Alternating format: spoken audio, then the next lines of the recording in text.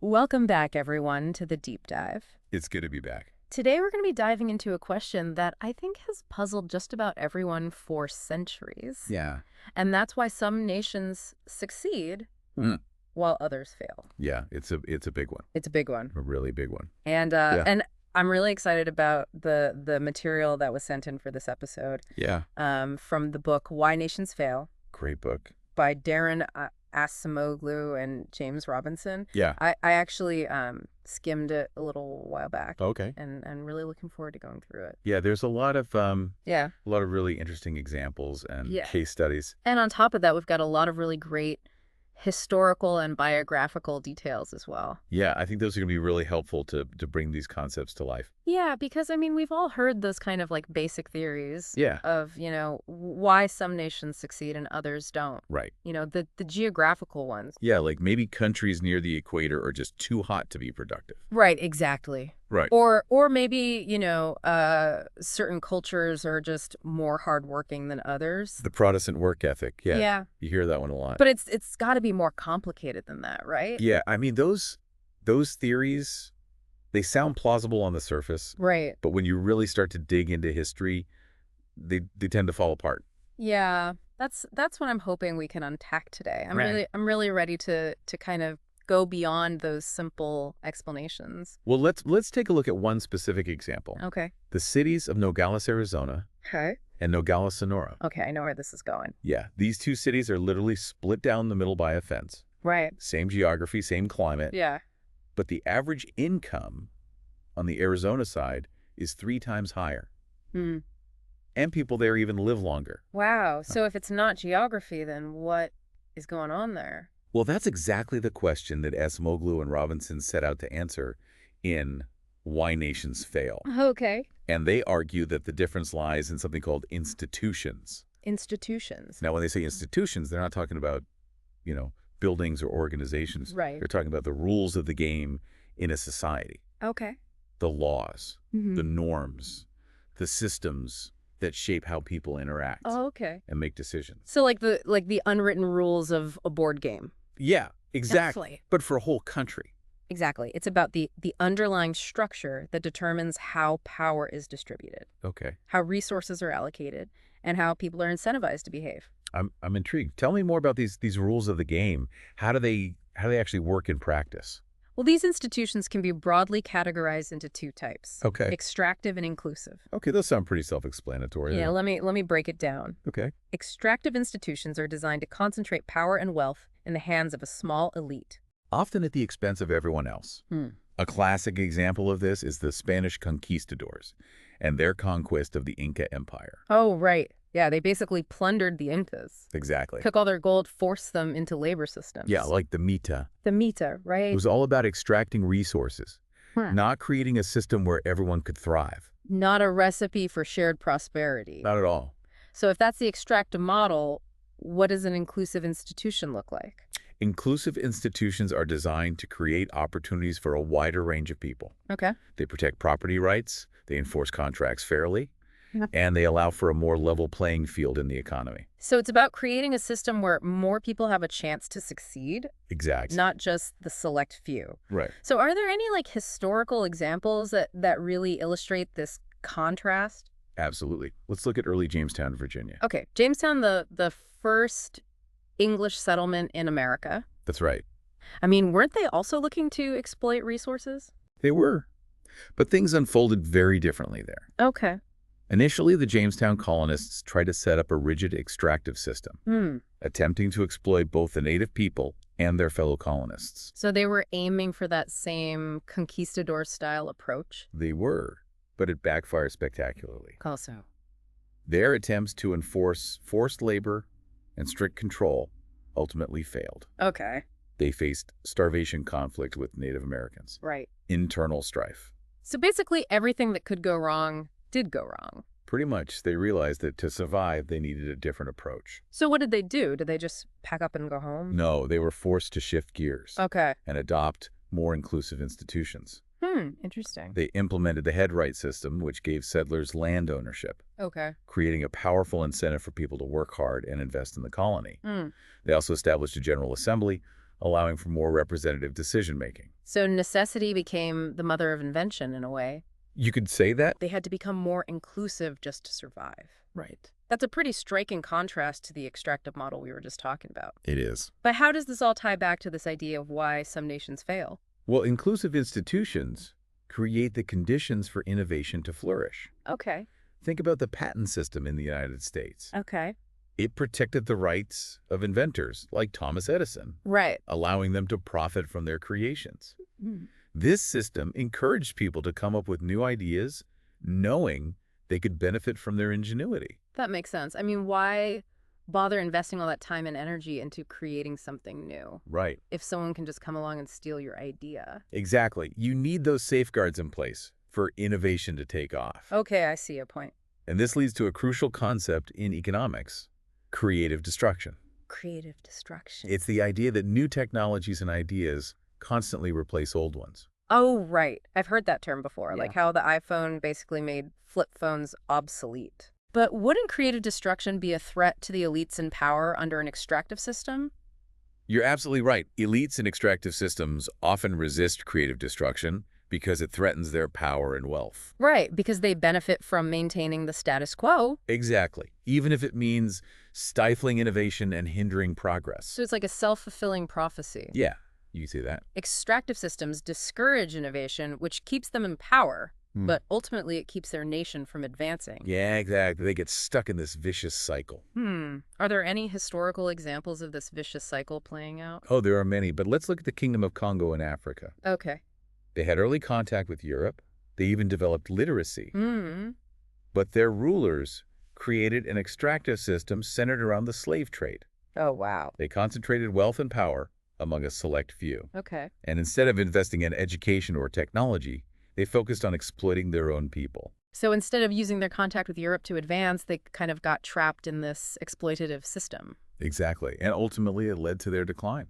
Wow. That's a pretty tragic example of how extractive institutions can hold a nation back. It is? Are there other examples of like leaders making decisions that clearly prioritized power over the economic well-being of their people? Oh, yeah. One particularly stark example is Siaka Stevens, the president of Sierra Leone in the 20th century. Okay. He literally had a railway line ripped up. He tore up a railway line? Yeah, to undermine his political opponents, Wow.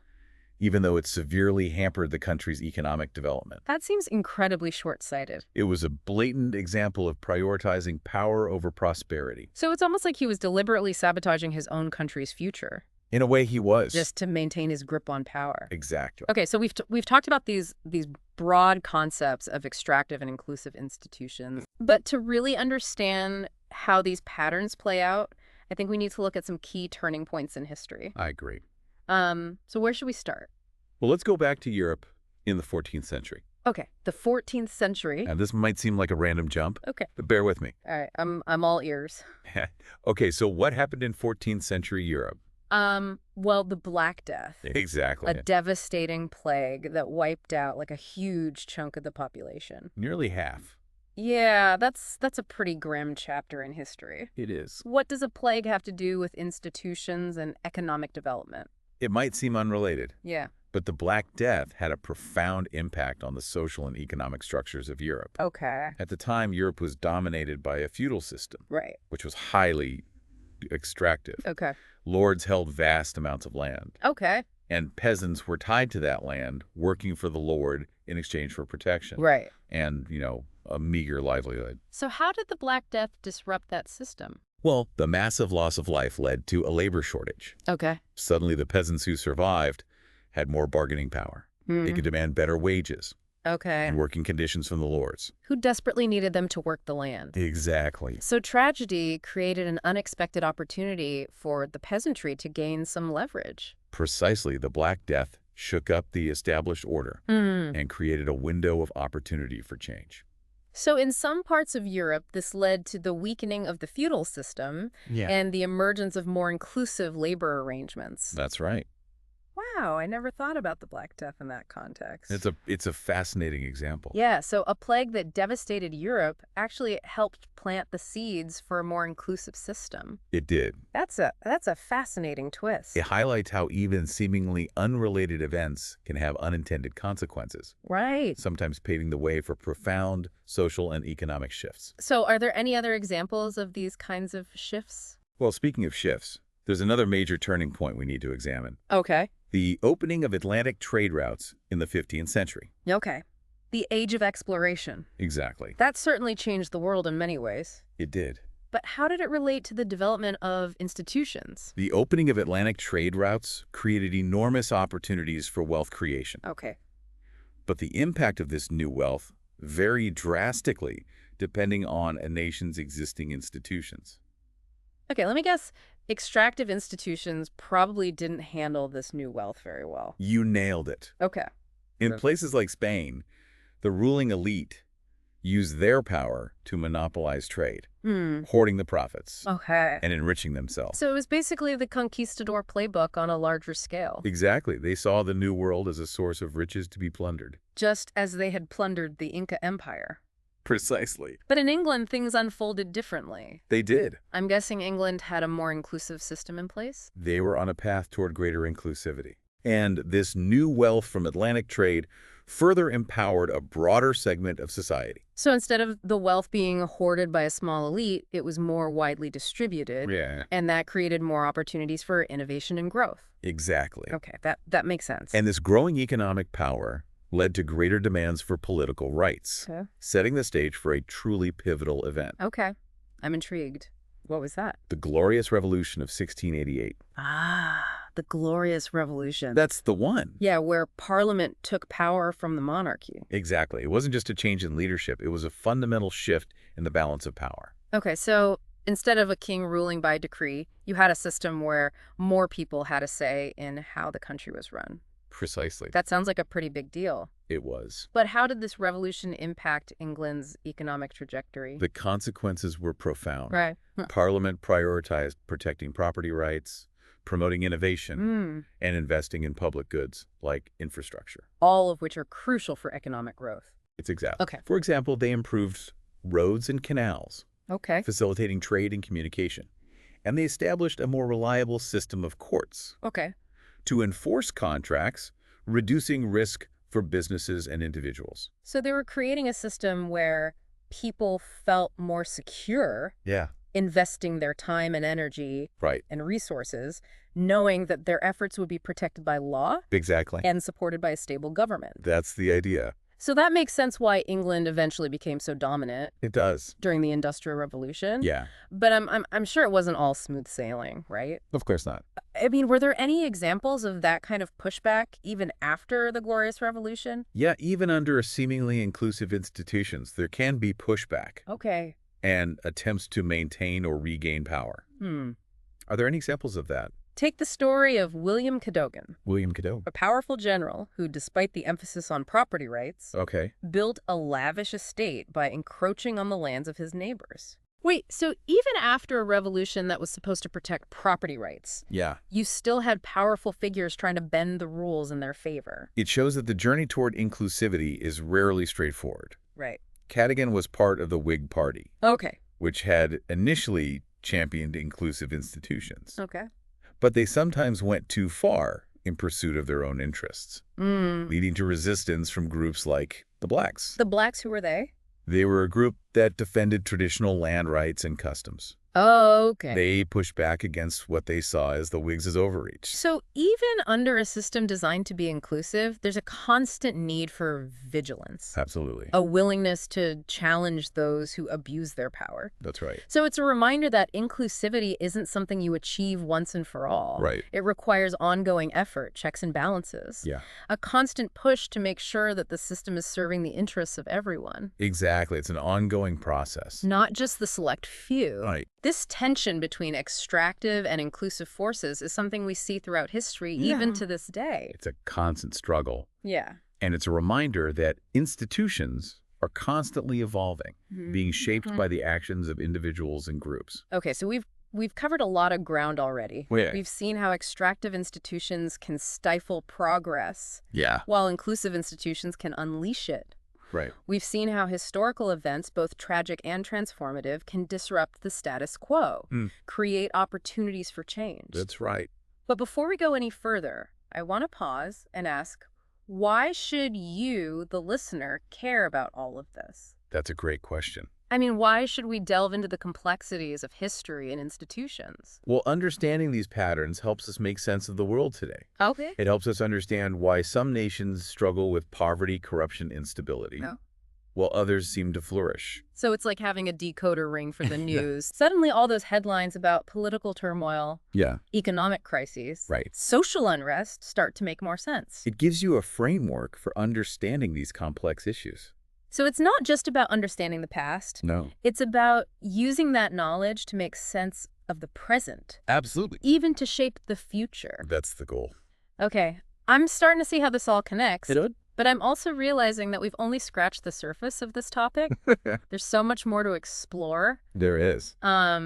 So I think we need to take a break here. Okay. And we'll come back and delve a little bit deeper in part 2. Sounds good. We've seen how those historical turning points like the Black Death and the Glorious Revolution, they can create these ripples that shape the destinies of nations. Yeah. But not all shifts are as dramatic. Right. Sometimes change happens gradually, step by step. That makes sense. It's like the saying, Rome wasn't built in a day. Exactly. So how does that gradual change play out in the context of institutions? Well, let's look at England again. Okay. This time in the 19th century. The Glorious Revolution had set the stage for more inclusive political institutions. Right. But the country was still far from a true democracy. Okay. Voting rights were limited to those who owned property. And the aristocracy still held a lot of sway in Parliament. So even though they had taken a major step forward, there's still a long way to go to achieve truly inclusive political representation. Exactly. But change was brewing. Okay. There was growing pressure from the middle and working classes who were demanding a greater say in how the country was run. Okay, so what were some of those key reforms? Well, one landmark moment was the First Reform Act of 1832, which extended voting rights to a wider segment of the population and reduced the power of the aristocracy in Parliament. So with each reform, the balance of power shifted a bit more, That's right. empowering those who had previously been excluded from the political process. Exactly. And with each step toward greater inclusivity, the incentives for those in power began to change. How so? Instead of clinging to their privileges at all costs, they realized that a more inclusive system could actually benefit them as well. It's like that old saying, a rising tide lifts all boats. Exactly. So even those who might have initially resisted change started to see the advantages of a more inclusive system. They did. It created a virtuous cycle where compromise and reform became more attractive than clinging to power at all costs. But let's not forget that this process wasn't without its struggles. Right. I mean, the fight for workers' rights in England, for example, was a long and arduous one. It was all about organizing workers demanding fair wages, pushing for educational reform so that future generations would have more opportunities. So this gradual shift toward inclusivity wasn't just about political rights. It was also about economic empowerment. Absolutely. Economic empowerment gave people a voice and strengthened their demands for political rights. Okay. And greater political participation, in turn, led to policies that supported further economic progress. So it sounds like a positive feedback loop.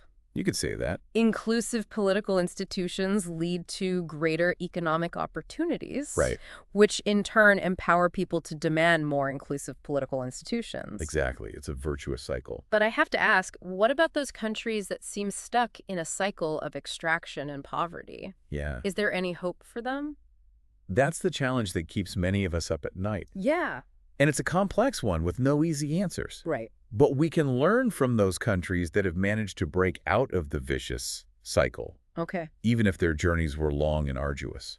All right, let's explore those success stories. Okay. Can you give me an example of a nation that successfully transitioned from extraction to inclusivity? Let's look at Botswana in southern Africa. Botswana. For much of its history, it was one of the poorest countries in the world.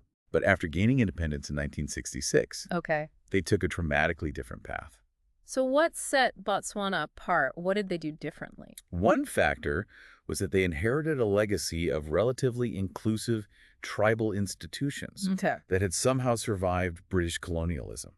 Interesting. So their pre-colonial history actually gave them a head start. Exactly. They had a tradition of gutla, Gutla. which were public assemblies where chiefs would consult with their people Mm-hmm. and make decisions collectively. So a kind of grassroots democracy. You could say that. And crucially, they also had a strong tradition of private property rights. Yes, particularly for cattle. Cattle, okay. This meant that the elite had a vested interest in protecting property rights Okay. and maintaining a stable political system. Ah, so even the elite saw the benefits of inclusivity.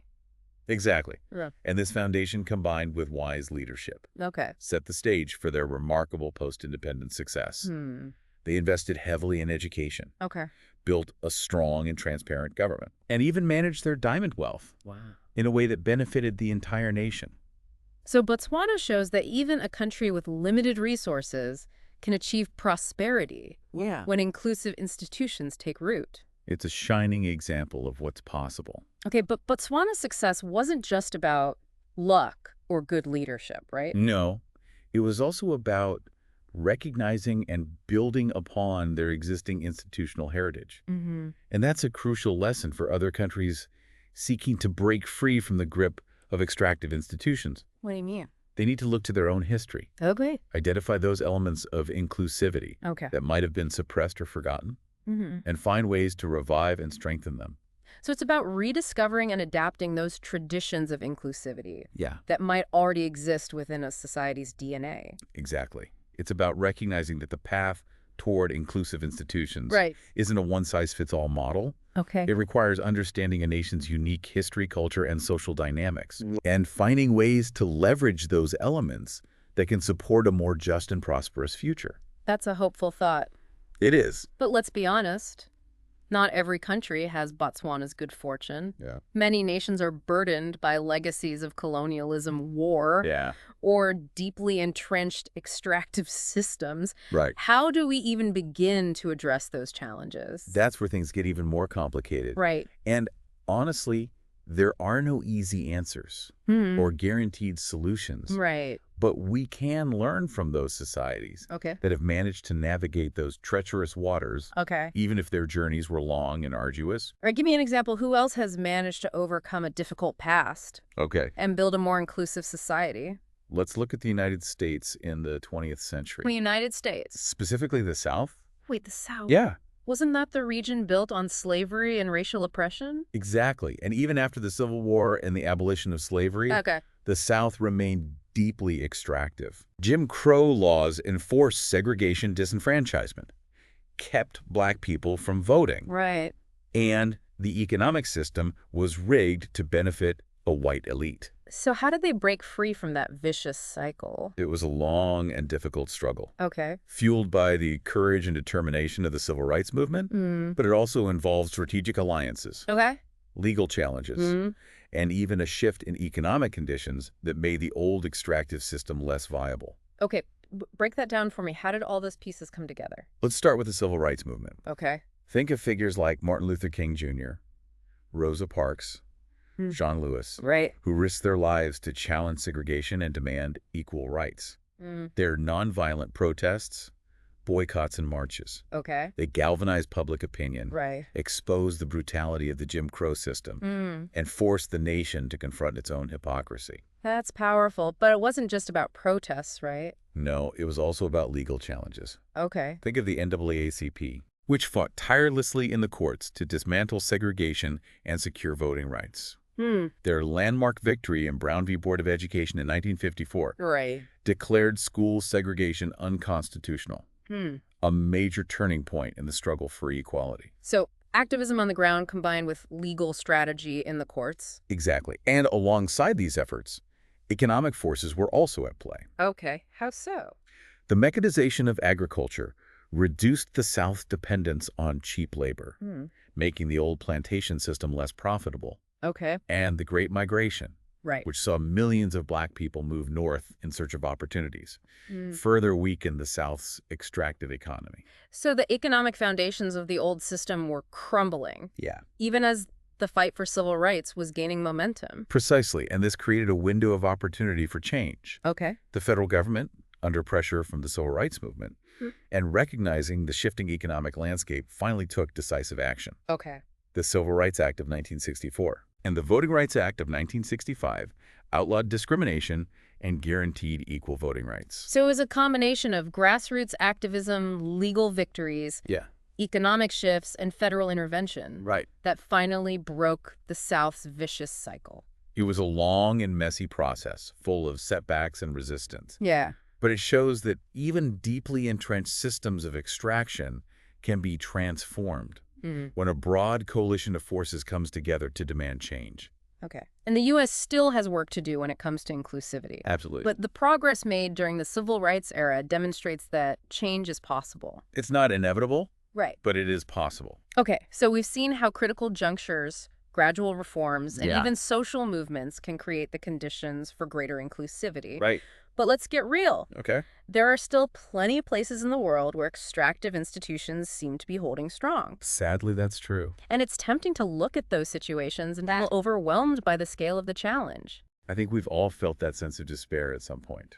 Right, but it's important to remember that even within those seemingly impenetrable systems, there are cracks, there are points of leverage, and there are people fighting for a better future. Absolutely. Give me an example. Where can we see those glimmers of hope? Let's look at China. China? For much of the 20th century, it was a classic example of an extractive state. The Communist Party held absolute power, individual rights were suppressed, and the economy was centrally controlled, often with disastrous consequences. I'm thinking of the Great Leap Forward in the late 1950s, which led to a horrific famine that killed millions of people. Exactly. And then came the Cultural Revolution in the 1960s and 70s, which unleashed further chaos and violence.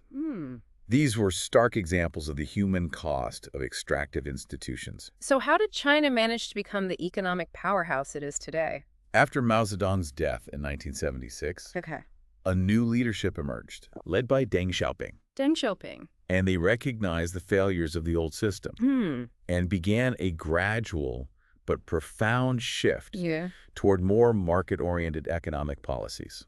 So they loosened the grip of the state? And allowed for greater economic freedom? Exactly.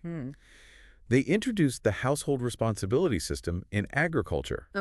Which gave farmers greater control over their land and allowed them to profit from their hard work. They also opened up special economic zones to attract foreign investment and technology. So it was a kind of hybrid system? Still authoritarian politically, but more inclusive economically? It was a delicate balancing act. And it's important to note that this economic liberalization didn't come with political reforms. The Communist Party remained firmly in control. So is China's success a sign that authoritarianism can actually be a path to prosperity? That's a hotly debated question. And it's crucial to understand that China's growth was fueled by a significant shift away from extractive economic institutions. Not because of its authoritarian political system. In fact, the lack of political inclusivity in China poses significant challenges for its long-term stability and sustainability. I see what you mean. So even though China has made remarkable progress, it's still grappling with the inherent tensions between economic inclusivity and political extraction. Exactly. And those tensions are becoming increasingly apparent.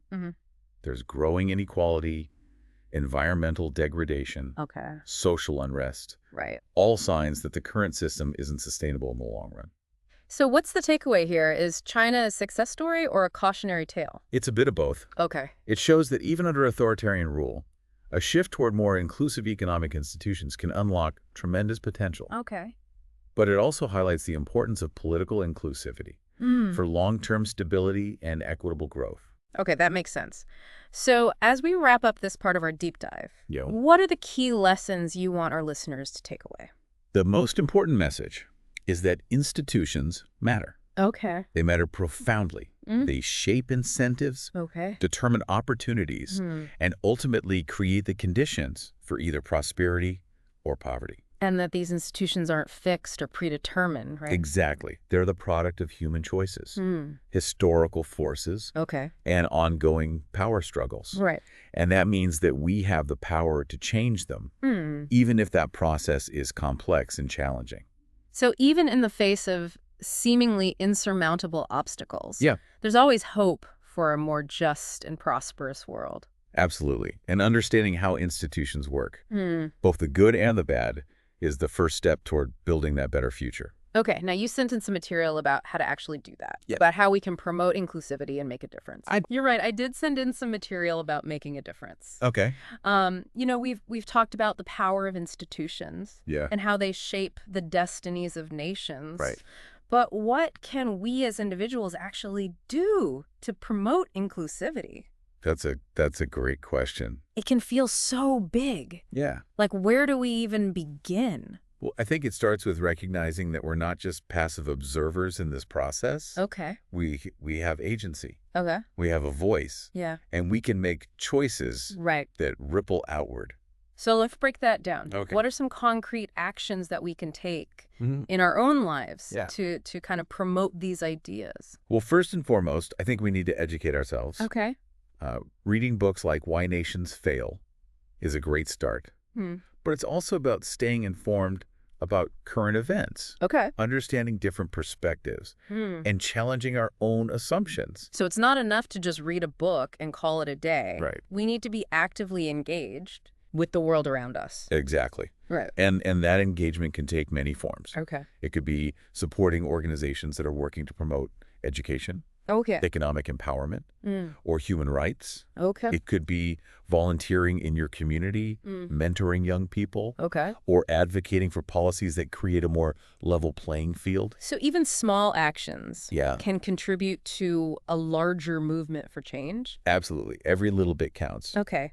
But it's also about using our voices Yes. to speak out against injustice, Right. challenge discrimination, hold our leaders accountable. Absolutely. Those are all crucial forms of personal empowerment. And those actions matter not just locally, No. but globally as well, right? Absolutely. We're all interconnected in this globalized world. Right. And the fight for inclusivity transcends national borders. So what are some things we can do on that global level?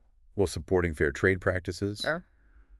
advocating for debt relief for developing countries, raising awareness about global inequality. Okay. These are all ways to make a difference on a larger scale. So we've talked about personal actions. Yeah. But what about collective action? How can we work together to create more systemic change?